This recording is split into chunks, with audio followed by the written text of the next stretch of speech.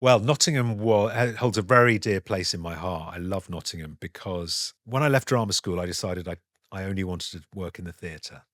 I was not going to do any film and I was not going to do any television ever. Oh, wow. That was the plan.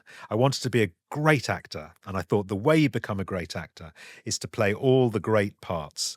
So you play the classics. You do Shakespeare, and you do Shaw and Molière and all those, Noel Coward. Aladdin. You do, No, I'm joking. exactly. So you do all of that stuff, Widow Twankey. And I didn't want to be like the 15th person from the right at the National or the RSC, with one line. I wanted to be involved and I wanted to.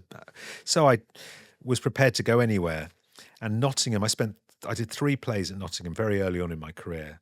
A few months after I left drama school, I went there and I did 12th Night. And then I went back a year later and did As You Like It.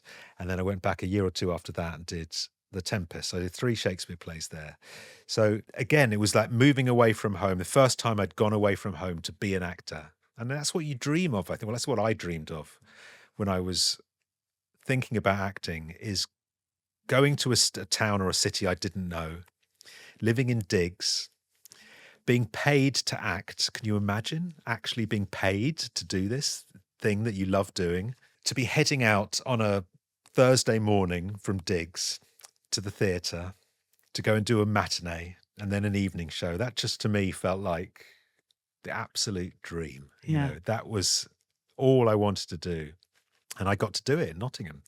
So I love Nottingham for that reason. It felt like the place I sort of made it and achieved.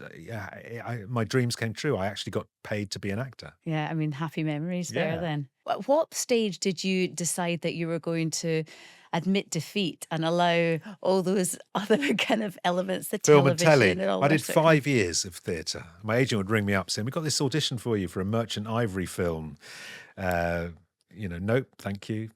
We got a TV. No, I don't Oh want my to do goodness, it. think of all the things you could have been in. I Well, imagine there were loads. maybe, but I think what I realised was that the parts you play are important. And yeah, I learned so much doing that, but it's the people you're working with.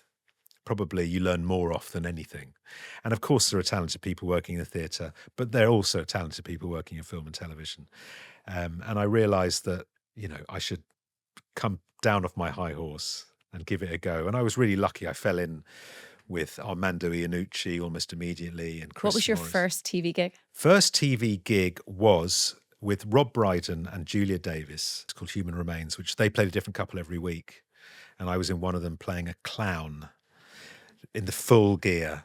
But I did that, and I did Alan Partridge quite early on, and I Dan, exactly. I love the fact that even to this day you can be running and someone will shout Dan. I got it this morning getting Did into you? a cab. Yeah. I mean, there might not just be a lot of people called Dan. I just happen to be near. They're calling their friends, but yeah, it's incredible how long that. It will never stop. It never stop.